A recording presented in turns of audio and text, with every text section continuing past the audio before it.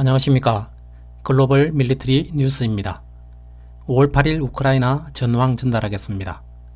오늘 뉴스에서는 우크라이나 및 러시아 모두 사상 최대 규모의 드론 공습을 가했다는 소식과 바흐무트 철수를 선언한 프리고진이 필요한 탄약과 바흐무트에 대한 작전권을 획득함과 함께 러시아 군부에 대한 영향력이 크게 증가했다는 내용 전합니다. 먼저 우크라이나 실시간 교전 상황과 러시아 국방부가 발표한 전과를 알아보겠습니다. 실시간 교전 상황은 러시아 국방부의 재정적 지원을 받는 텔레그램 채널이 작성하는 내용인데 먼저 있는 그대로의 내용을 확인한 후 보충 설명 드리도록 하겠습니다. 5월 6일, 7일 우크라이나 실시간 교전 상황. 러시아에서 또 다른 테러 공격이 발생했습니다. 자카르 프릴레핀의 차가 니즈니 노보고로드에서 폭파되었습니다.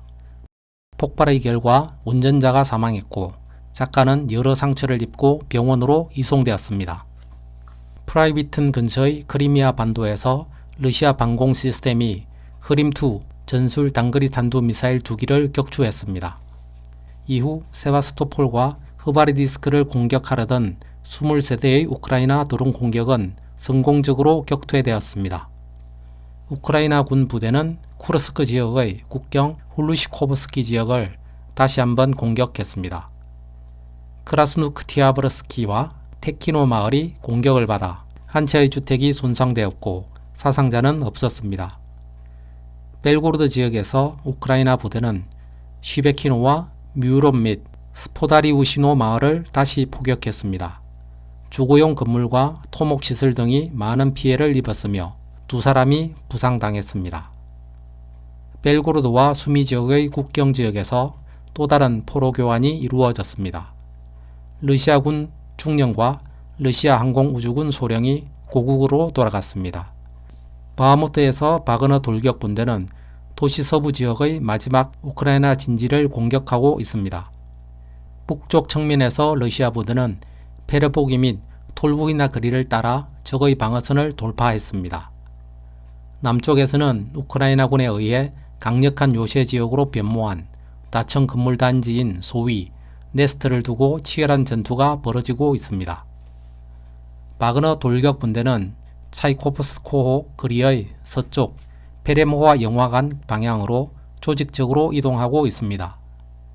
이상 러시아 측 텔레그램이 전한 우크라이나 상황이었습니다.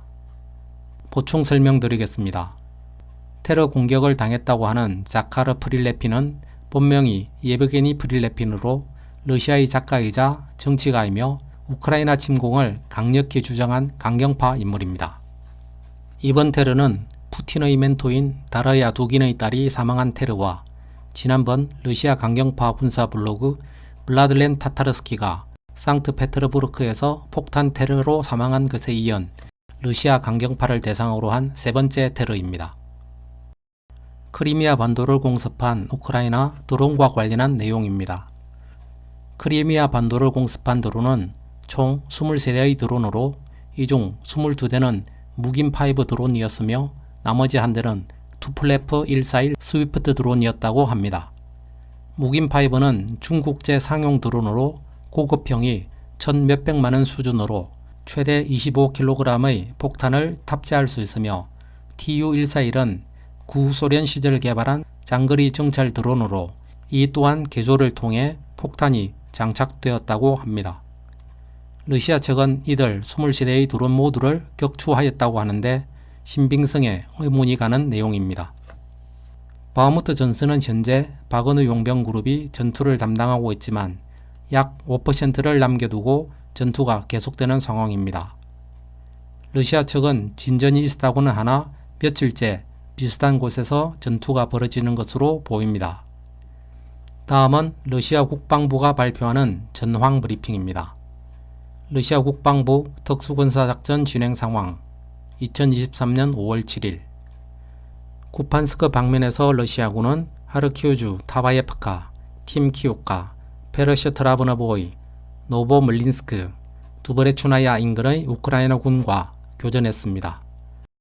또한 러시아군은 하르키우주 신키우카, 키슬로브카 및 루간스크주 스텔마키우카 근처에서 4개의 우크라이나 사보타주 및 정찰 그룹의 행동을 방해했습니다. 이 방면에서 하루 동안 85명 이상의 우크라이나 군인, 장갑 전투 차량 1대, D-30 곡사포 한문을 파괴했습니다. 우크라이나 게릴라 조직인 라이트 섹트 소속 탄약 창고가 하르키우주 립시 근처에서 파괴되었습니다. 크라스니 리만 방면에서는 중부 집단군 부대가 도네츠크주 테르니, 얀폴리우카, 얀폴, 그리고로브카와 루간스크주 체르보나 디보로바 및 넵스케 인근의 우크라이나 군과 교전했습니다. 우크라이나 군은 지난 24시간 동안 이 방면에서 병력 최대 75명, 장갑차 3대, 차량 2대, 아카치아 자주포 한문, D-20 곡사포 한문을 잃었습니다. 도네츠크 방면에서는 돌격 부대가 공세를 계속하고 바흐무트의 북서쪽과 서쪽 부분에서 2블록을 점령하였습니다. 하루 동안 이 방면에서 러시아군 항공기는 4회 출격했으며 포병은 64회의 포격 임무를 수행했습니다. 공수부대는 정면에서 적을 고립시키고 도시를 장악하려는 돌격 분대의 작전을 지원합니다. 340명 이상의 우크라이나 군인과 용병, 장갑 전투차량 2대, 자동차 8대, D-20 곡사포 1대가 제거되었습니다. 또한 도네츠크주 노보고르드스코이와 아르테요모브 근처에서 2개의 미국산 대전차 레이더 시스템을 파괴했습니다. 남부 도네츠크와 자포리자 방면에서는 동부 집단군 부대가 도네츠크주 볼레다르, 파볼리우카, 나이콜스코이 및 자포리자주 드로지니안카 인근의 우크라이나군에 화력 공격을 가했습니다. 우크라이나 사보타주 및 정찰 그룹의 활동이 자포리자주 레바드노이 근처에서 격퇴되었습니다.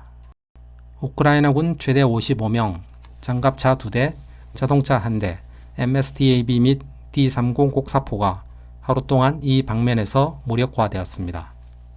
미국제 ANTPQ-36 대전차 레이더 기지가 도네츠크주 막시말리아노브카 근처에서 파괴되었습니다. 헤르손 방면에서는 40명의 우크라이나 병력, 차량 5대가 파괴되었습니다. 우크라이나군 제124 영토방어여단의 지휘소가 헤르손 인근에서 타격을 받았습니다.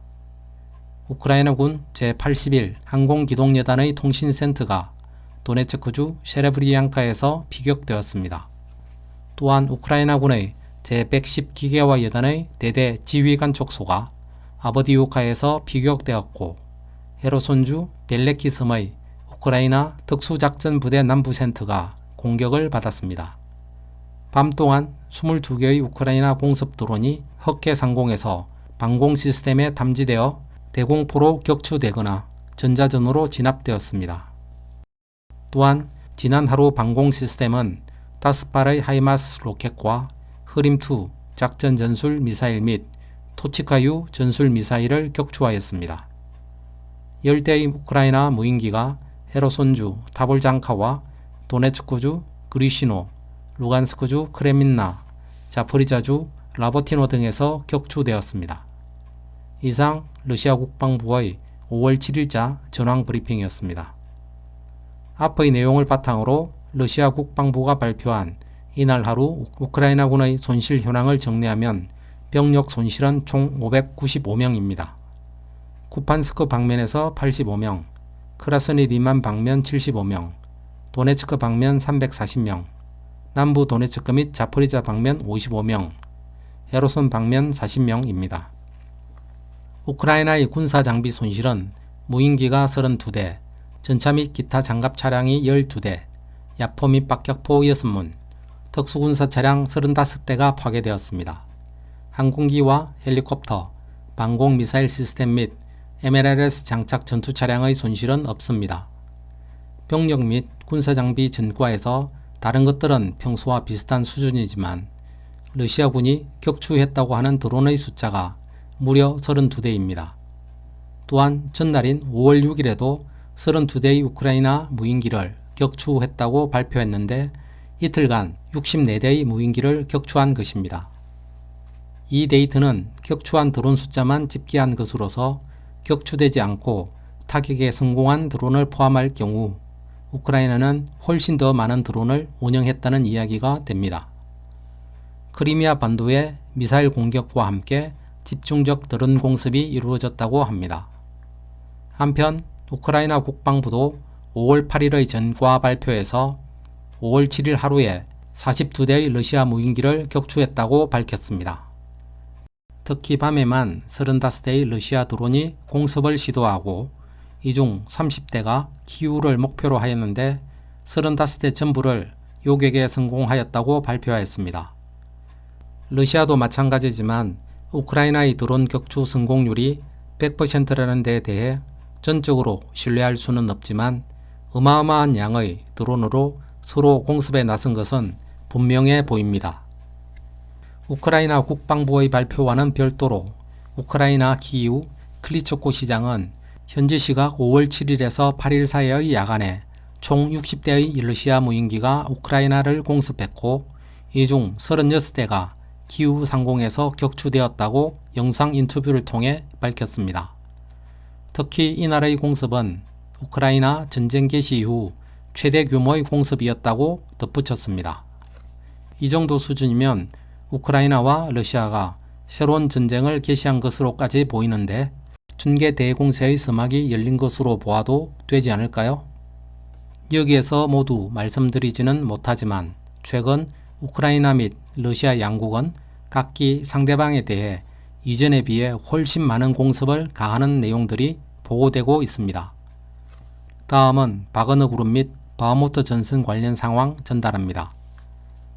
바흐무트에서는 바그너 그룹의 예브게니 프리고진이 5월 10일부로 철수한다고 성명서를 발표한 이후 다음날 체첸의 아크마트 부대가 바그너 용병의 임무를 이어받을 것이라고 체첸 수장 람잔 카디로프가 밝힌 바 있습니다. 그런데 바로 그 다음 날인 5월 7일 예브게니 프리고진은 러시아 국방부로부터 바흐무트 공략 작전에 필요한 탄약과 무기를 바그너 그룹에 공급키로 약속하는 문서를 받았다고 밝혔습니다. 또한 국방부가 바그너 그룹에 바흐무트에서의 완전한 작전의 자유를 부여했으며 세르게이 수로비킨 장군을 중재자로 지명했다고 주장했습니다. 수로비킨은 현재 총참모장인 게라시모프의 전임 러시아군 총사령관이었으며 프리고진과 친밀한 관계를 형성하고 있는 것으로 알려진 인물입니다. 즉 러시아군 전체를 책임지는 국방부가 바그너 그룹에 굴복하는 형태로 프리고진이 원하는 바를 들어주는 것으로 되었습니다. 프리고진과 바그너 그룹의 군부 내 영향력과 위상이 매우 높아진 것으로 보이는데 프리고진이 밝힌 내용이 전부 사실이라면 프리고진의 선전전이 완전히 러시아 군부를 집어삼킨 모양새입니다. 군부와 바그너 그룹 간의 알력에 대해 푸틴의 반응은 공개된 것이 없습니다. 바그너 그룹은 계속 바흐무트 공략 임무를 담당할 것으로 보이며 5월 9일까지 바흐무트 완전 점령을 시도할 것으로 보입니다. 이상으로 오늘 영상 마무리하겠습니다. 즐거운 하루 보내십시오. 감사합니다.